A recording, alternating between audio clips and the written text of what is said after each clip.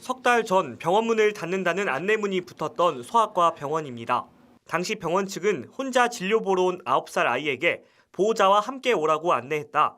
보호자가 진료 거부 민원을 제기하자 회의감을 토로하며 폐원을 결정했습니다.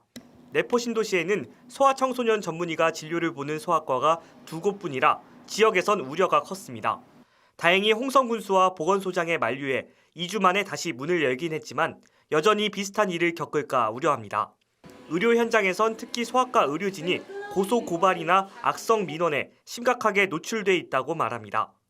중이염 확인하려고 귀 내시경으로 귀를 보다가 피가 났다라고 해서 무슨 형사고소를 하거나 민사 몇천만 원을 물어내라고 이렇게 소장을 보내거나.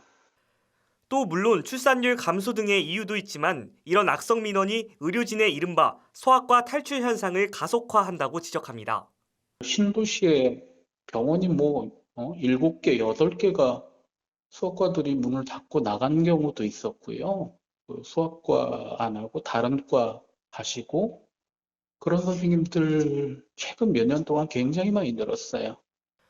실제 소아과 지원율은 지난 2020년 74%에서 지난해 27.2%로 곤두박질쳤고 올해 하반기에는 143명 모집에 지원자가 단 4명에 그쳤습니다.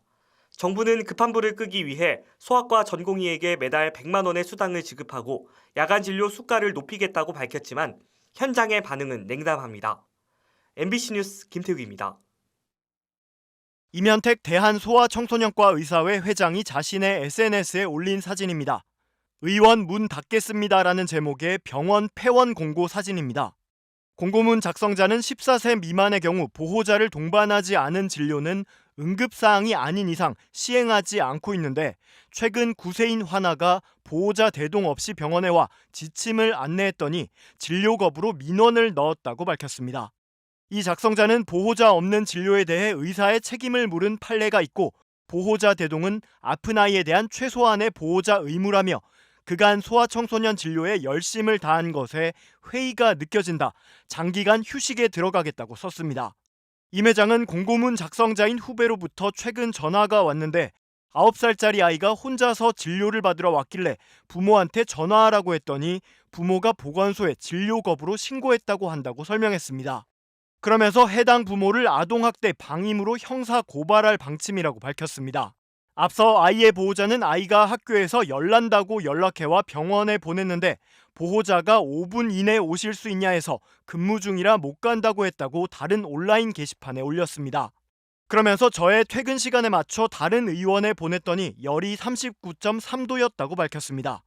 양쪽의 글이 온라인에 확산되면서 갑론을박이 커졌습니다.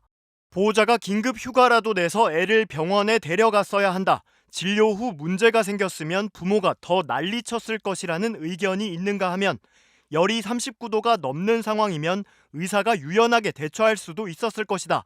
그렇다고 문을 닫을 것까진 없지 않냐는 의견도 있었습니다. 논란이 커지자 보호자는 보건소에 제기한 민원을 철회했는데 병원 측은 폐업 여부를 계속 고민 중인 것으로 전해졌습니다. 지금부터 기자회견을 시작하겠습니다.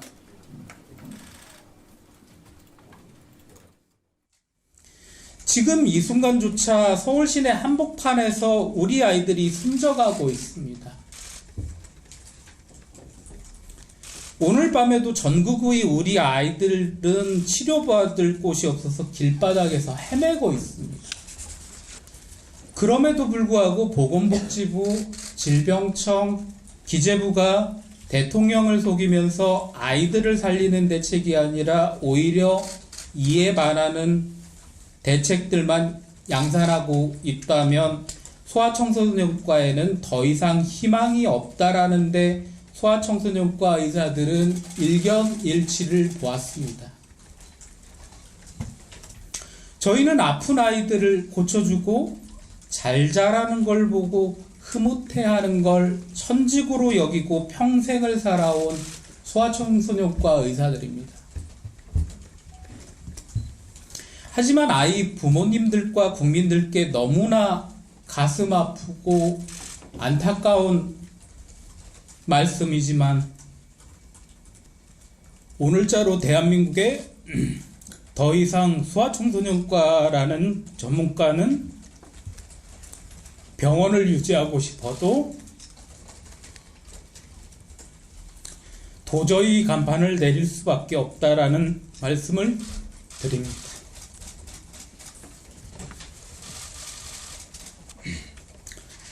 소아청소년과 의사들이 더 이상은 아이들 건강을 돌봐주지 못하게 되어서 한없이 미안하다라는 작별 인사를 드리러 나왔습니다. 그동안 한없이 반가웠고 보람있고 기쁘고 감사했습니다.